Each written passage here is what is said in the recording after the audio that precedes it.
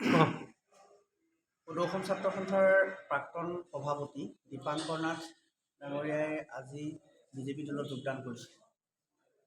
আচলতে সদৌ অসম ছাত্ৰ সন্থাৰ দীপাংকৰ নাথৰ এখন কাৰ্যনিৰ্বাহক সমিতি আছিলে, দীপাংকৰ নাথ সভাপতিত্বত প্ৰায় 54জন ইয়াত কাৰ্যনিৰ্বাহক আছিলে।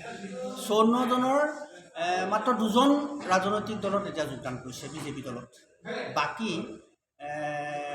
52জন কিন্তু অৰাজনৈতিকভাৱে থাকি গৈছে।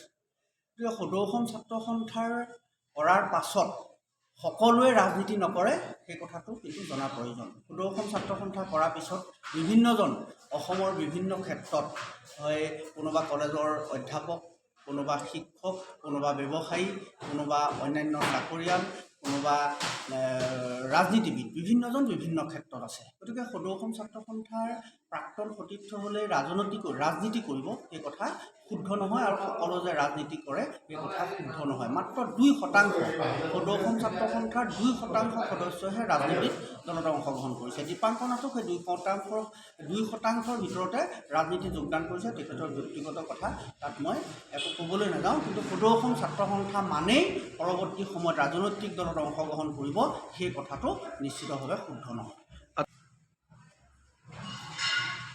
সদৌ অসম ছাত্ৰ সন্থাই এটা সময়ত সদৌ অসম ছাত্ৰ সন্থাৰ পাছত অগপ দলৰ জন্ম হৈছিল, কিন্তু অগপ দলক সদৌ অসম ছাত্ৰ সন্থাৰ পৃষ্ঠপোষকতা পৰৱৰ্তী সময়ত কৰা নাছিল। ঠিক তেনেকৈ সদৌ অসম ছাত্ৰ সন্থাৰ পাছত আন্দোলনত সদৌ অসম ছাত্ৰ সন্থাই দল গঠন কৰা নাছিল। কোনোবা ব্যক্তি বিশেষে তাত দল গঠনত অৰিহণা যোগাইছিলে, সেইটো বেলেগ কথা। কিন্তু সদৌ অসম ছাত্ৰ সন্থাৰ কোনো কাৰ্যনিৰ্বাহক সভাত বা সেই সময়ত আমি সদৌ অসম ছাত্ৰ সন্থাৰ কাৰ্যনিৰ্বাহকত আছিলোঁ। সদৌ অসম ছাত্ৰ সন্থাৰ কোনোখন কাৰ্যনিৰ্বাহক সভাত বা সদৌ অসম ছাত্ৰ সন্থাৰ কোনো সাধাৰণ সভাত দল গঠনৰ সিদ্ধান্ত হোৱা নাছিল। গতিকে সদৌ অসম ছাত্ৰ সন্থাই দল গঠন কৰিছে এই কথাটো শুদ্ধ নহয়। কোনোবা ব্যক্তি বিশেষে সেই দলত অংশগ্ৰহণ কৰিছে বা দল খুলিছে সেই কথা লৈ সদৌ অসম ছাত্ৰ সন্থা কিন্তু দায়বদ্ধ নহয়।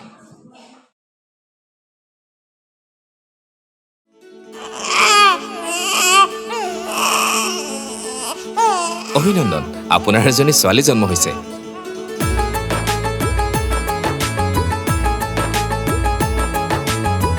লাহি পাহিয়ে